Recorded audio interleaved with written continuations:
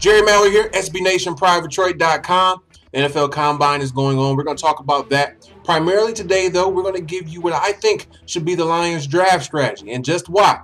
The offensive line should be the position that they look at when it comes to their first-round pick. Now, with the Combine, what you want to see are the quarterbacks. We have Matthew Stafford. We know that. However, we need someone in concert with Geno Smith to kind of step to the foray. Now, if Geno Smith was to fall to the 5th pick, that would be good. You can look at the New York Jets. You can look at the Arizona Cardinals, trade partners potentially for the services of what would be the #1 quarterback in the draft.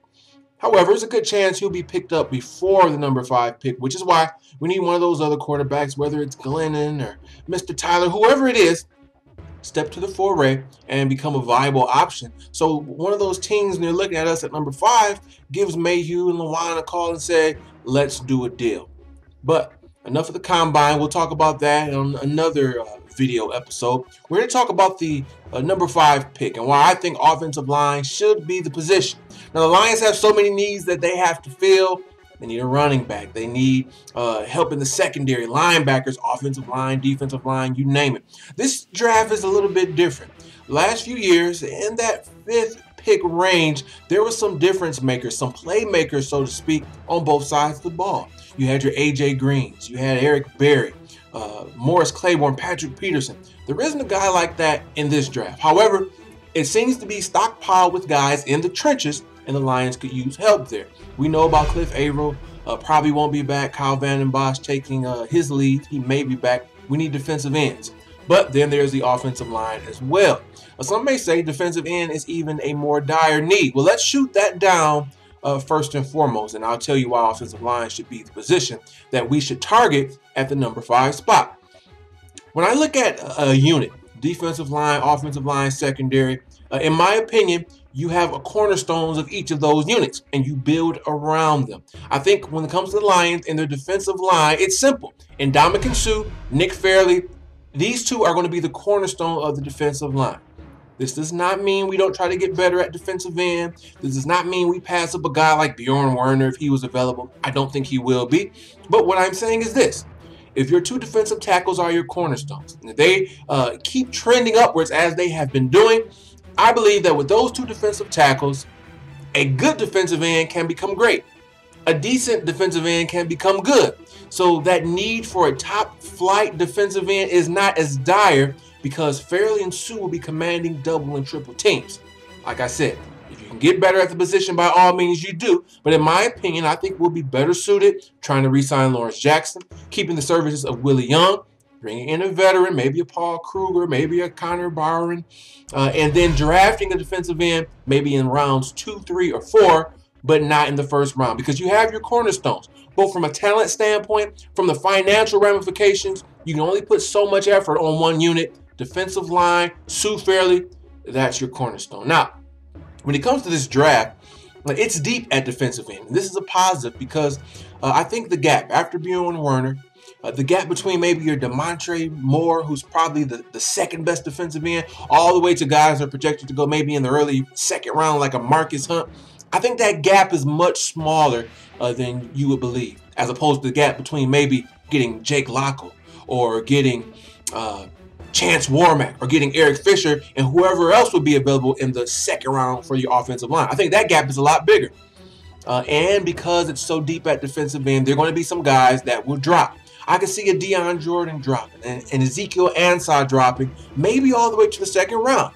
Call me crazy if you want, but it happens each and every year. This time last year, many prognosticators said it was no way Jonathan Martin would fall to the 2nd round. Lo and behold, he did. Who thought Riley Reif would be available at the early 20s of a pick? He was supposed to go top 10. Same with David DeCastro. It happens each year. You have teams that will reach for a player a la Bruce Irvin playing and getting drafted by Seattle. Then you will have positions being drafted. There's a lot of 4-3 defensive ends available this year. More and more teams are switching to the 3-4.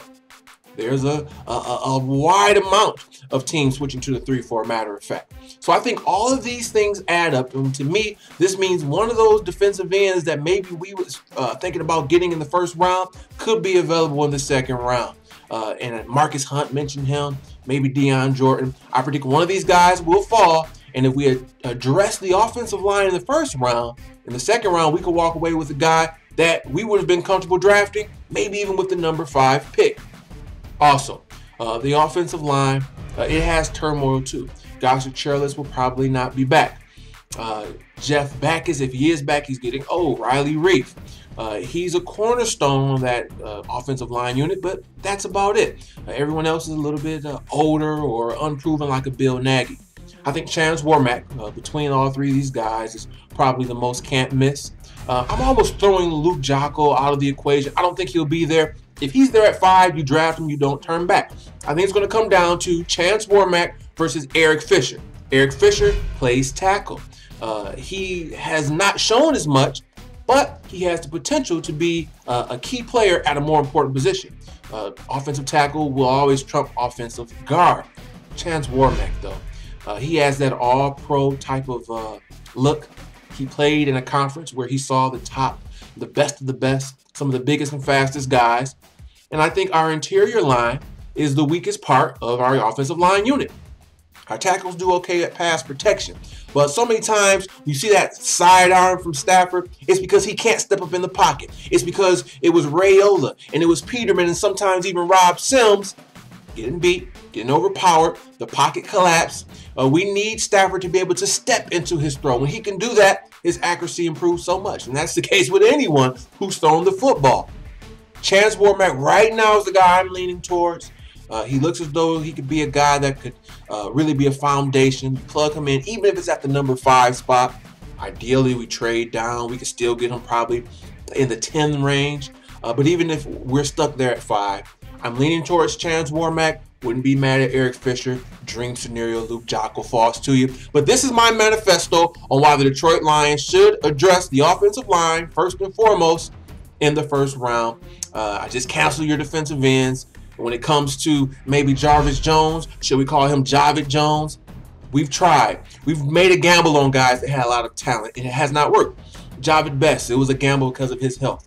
Ryan Broyles, he may end up working, but we gambled on him because of the knee. Titus Young, we don't have room to gamble, especially at the number 5 pick. So I'm locked in on those offensive linemen. Eric Fisher, Chance Warmack, Luke Jocko. Hopefully one of them is donning the Honolulu blue and silver once the draft is over. But there's much more to be done before that. We have free agency. And yes, like I mentioned, the combine, which we'll be talking about on a later date. That's my manifesto. I'm going to get out of here. I want to thank each and every one of you for watching. And until next time, don't forget to subscribe. Don't forget to keep watching. And this has always been Jerry Mallory for SB Nation and PrivateTrade.com.